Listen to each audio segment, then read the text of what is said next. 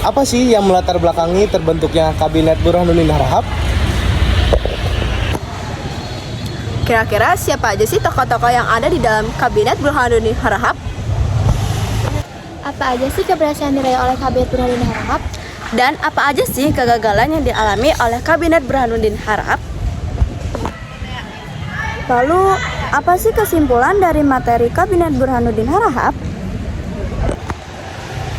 Yuk simak video penjelasan dari kami, kelompok 5. Kabinet Burhanuddin Harahap dibentuk pada 12 Agustus 1955 setelah jatuhnya Kabinet Ahli Sastro Mijojo I akibat mosi tidak percaya dari parlemen.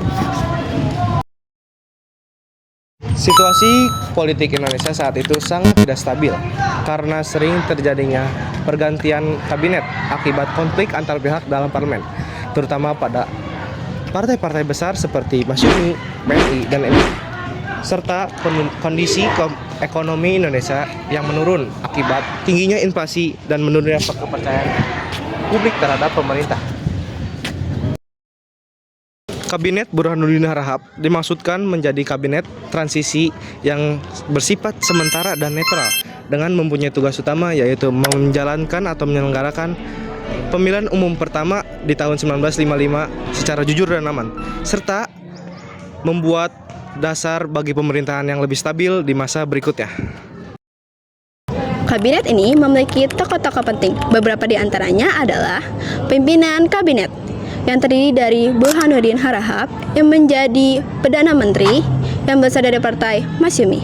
Lalu ada Erjanu Ismadi yang berasal dari Partai PIR Hazairin dan Harsono Cakraminoto yang berasal dari Partai PSII yang menjadi Wakil Perdana Menteri. Lalu ada Menteri Departemental yang terdiri dari Ide Anak Agung Gede Agung yang menjadi Menteri Luar Negeri yang berasal dari Partai Demokrat. Lalu ada R. Sunarjo yang menjadi Menteri Dalam Negeri yang berasal dari Partai NU. Tokoh-tokoh ini terdiri dari 23 tokoh. Tokoh-tokoh tersebut terdiri dari Perdana Menteri, Wakil Perdana Menteri, Menteri Departemental, Menteri Muda, dan Menteri Negara.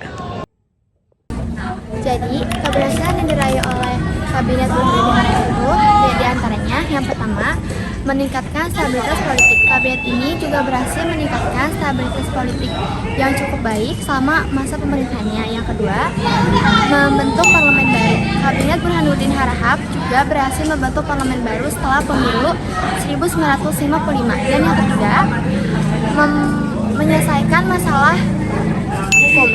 Kabinet ini juga berhasil menyelesaikan masalah hukum seperti pembentukan perundang-undangan desentralisasi. Jadi, apa aja sih kegagalan yang dialami oleh Kabinet Burhanuddin Harahap? Yang pertama, pada masa itu telah terjadi inflasi yang mengakibatkan harga barang melonjak sehingga terjadi krisis ekonomi. Yang kedua, hubungannya dengan angkatan darat yang tidak harmonis. Dan yang terakhir, ketergantungannya terhadap partai politik. Nah, kesimpulannya, Kabinet Burhanuddin Harahap ini terbentuk pada tanggal 12 Agustus tahun 1955 setelah jatuhnya Kabinet Ahli Sastro Mijojo I akibat mosi tidak percaya. Saat itu, Indonesia sedang tidak stabil di politik dan ekonominya karena konflik antar partai dan tingginya inflasi. Kabinet ini bersifat netral dan transisi, serta tujuan utamanya yaitu menyelenggarakan pemilu pertama pada tahun 1955 secara jujur dan aman, serta mempersiapkan sistem pemerintahan secara stabil untuk kedepannya.